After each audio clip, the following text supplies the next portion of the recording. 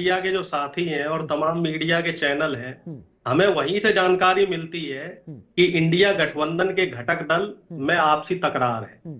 जहां तक हमारी जानकारी है तो हमारे एजेंडे और हमारे जो मुद्दे हैं वो बिल्कुल फिक्स हैं, बिल्कुल निहित हैं कि जनता की बेहतरी के लिए, युवाओं की जो बेरोजगारी की समस्या है, जिस तरीके का भी तानाशाही का माहौल चल रहा है, उसके लिए हम सरकार को घेर रहे हैं। अब आप बताइए, प्रधानमंत्री मोदी ईदी देने की बजाय सौगातें मोदी दे रहे हैं, तो उन्हें छूट है, वो मुस्लिम समाज को या सिख समाज को या किसी भी समाज को, बीजेपी का कोई भी नेता हो वो कुछ भी दे सकता है।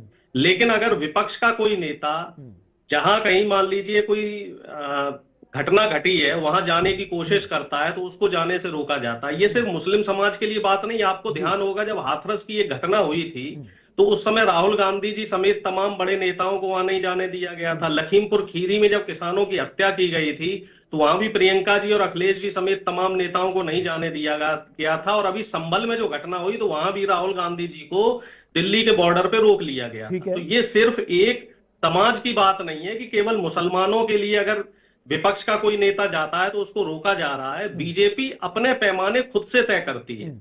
जैसे एक राजा का फतवा जारी हो जाता है या राजा की तरफ से फरमान आ जाता है कि जनता के लिए जो करेंगे वो हम करेंगे, विपक्ष को हम नहीं कुछ करने देंगे, तो इसे हम संविधान को खतरा ना माने तो क्या माने, इसे हम तानाशाही ना माने तो क्या माने।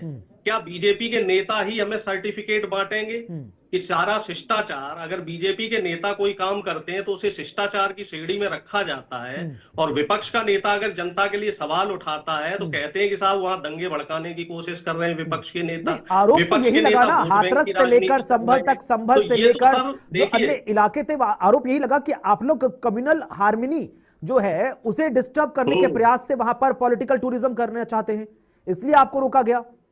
संभल में भी उस दौरान जब राहुल गांधी, प्रियंका गांधी, इमरान मसूद जाना चाह रहे थे, आपको याद होगा बीएनएस की धारा 163 लगी हुई थी और पर्टिकुलर डेट तक असाइन कर रखी थी। उसके बावजूद भी कांग्रेस नेता राहुल गांधी अड़ गए, नहीं मैं तो जाऊंगा, तो वो कानून का उल्लंघन नहीं माना जाएगा। यही तो मैं एग्जैक्टली कुणाल जी, मैं आपसे यही कहना चाह रहा हूं कि सरकार तय करेगी कि विपक्ष के नेता जनता से मिले या ना मिले, तो इसे तानाशाही नहीं कहा जाएगा तो क्या कहा जाएगा।